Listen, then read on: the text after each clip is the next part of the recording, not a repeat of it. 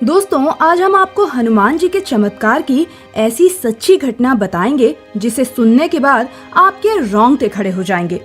इस सच्ची घटना को सुनने के बाद आपको पता चल जाएगा कि हनुमान चालीसा में कितनी शक्ति है और हनुमान जी का नाम लेते ही पिशाच और दानव कैसे थर थर कांपते हैं। अगर आप भूतों पर यकीन नहीं करते हैं तो आपको भी यकीन हो जाएगा कि आखिर भूत असलियत में किस तरह परछाइयों में सरकते हैं। दोस्तों, महाराष्ट्र में पीपल गांव नाम का एक छोटा सा गांव है। गांव के बाहर हनुमान जी का एक प्राचीन मंदिर है, जहां पर गांव में रहने वाले लोग हनुमान जी की पूजा करने जाते हैं। चारों तरफ से जंगलों से घिरा ये गांव बहुत ही दुर्गम स्थान पर है, जहां पर जाने के लिए कोई भी पक्की सड़क नहीं है। गांव में रहने वाले लोगों को 4 किलोमीटर दूर मौजूद हाईवे तक पहुंचने के लिए जंगल के रास्ते से होकर जाना पड़ता है। गांव वालों के अनुसार इस जंगल में कई प्रकार की दुष्ट शक्तियों का वास है। साथ ही यहाँ पर कई तांत्रिक क्रियाएं भी होती आई हैं।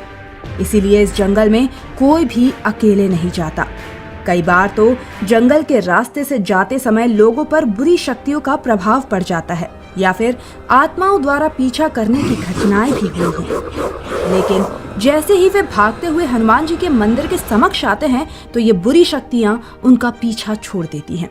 इसी कारण गांव के लोगों ने हनुमान जी के चमत्कार का कई बार अनुभव किया है। हनुमान जी के मंदिर के कारण कोई भी बुरी शक्ति गांव में प्रवेश नहीं कर सकती। इस वीडियो में हम आपको ऐसे ही एक चमत्कार के बारे में बताएंगे। दोस्तों, उसी गांव में रहने वाले माधव के साथ एक ऐसा हादसा हुआ था जब हनुमान जी ने स्वयं उसकी रक्षा की थी। माधव गांव में अपने माँ बाप के साथ रहता था। वह रोज हनुमान जी के मंदिर में जाकर हनुमान जी की पूजा करता था। हनुमान जी की कृपा के कारण सब कुछ कुशल मंगल था।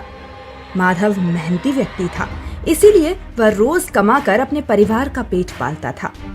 एक दिन माधव के पिताजी को किसी काम से बाहर गांव जाना पड़ा, इसीलिए वे जंगल के रास्ते से अकेले ही पैदल चले गए और शाम को लौटते वक्त वे उसी रास्ते से गांव की तरफ वापस आने लगे।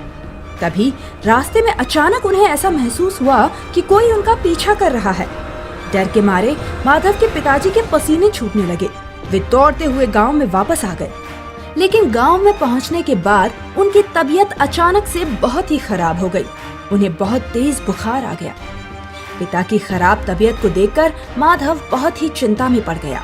गांव वालों ने माधव को वैद्य को बुलाकर लाने को कहा, लेकिन रात बहुत हो गई थी और जंगल के रास्ते से रात को जाना बहुत ही खतरनाक था। रात के समय जंगल में बुरी शक्तियों का प्रभाव अधिक रहता है, इसीलिए उसकी पत्नी माधव को जाने नहीं दे रही थी। लेकिन माधव का हनुमान जी पर पूरा भरोसा था, इसीलिए उसने फैसला किया कि वह वैद्य को लाने के लिए रात को ही जाएगा। माधव अपनी साइकिल लेकर रात के समय ही निकल पड़ा। अमावस्या की रात होने के कारण घना अंधेरा था। माधव तेजी से अपनी साइकिल चला रहा था, लेकिन जंगल के अंदर थोड़ी दूर जाने के बाद माधव की साइकिल की गति अचानक से धीमी हो गई। माधव को लगा अचानक से उसकी साइकिल पर आकर कोई बैठ गया है। डर के मारे माधव कांपने लगा और साइकिल को तेज चलाने के लिए जोर लगाने लगा। माधव जितना जोर लगाता साइकिल उतनी ही ज्यादा भारी होने लगती। थोड़ी दूर जाने के बाद एक पीपल के पेड़ के पास अचानक जोर से कुछ फूटने की आवाज आई और साइकिल रुक गई। माधव ने साइकिल से उतरकर देखा कि साइकिल का टायर फट गया है। फिर माधव पैदल ही साइकिल को खींचते हुए चलाने लगा। तभी अचानक से उसे किसी ने आवाज लगाई, रुक जा माधव, मैं तुझे आगे नहीं जाने दूंगा। तेरा बाप मेरा दोस्त है और मैं तुझे उसकी जान नहीं बचाने दूंगा। माधव ने पीछे मुड़कर देखा तो वहां पर कोई नहीं था। माधव ने कहा, कौन हो तुम?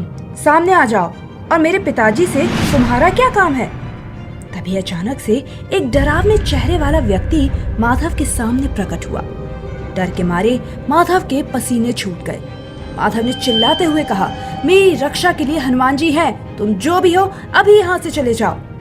यह सुनकर वह प्रेत आत्मा जोर जोर से हंसने लगी।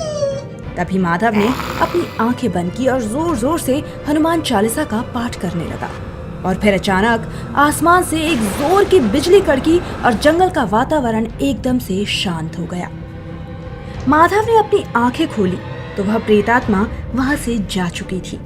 फिर माधव दूसरे गांव में जाकर वैद्य को लेकर वापस लौट आया और हनुमान जी के मंदिर का सिंदूर अपने पिताजी के मस्तक पर लगा दिया। उसके पिताजी भी पूरी तरह से ठीक हुए और गांव वालों ने मिलकर हनुमान जी को नमस्कार किया। आज भी गांव वाले हनुमान जी को बहुत मानते हैं। तो दोस्तों, यह घटना आपको कैसी लगी हमें कमेंट बॉक्स में जरूर बताएं। हनुमान जी के भक्त कमेंट में जय श्री राम अवश्य लिखें। धन्यवाद।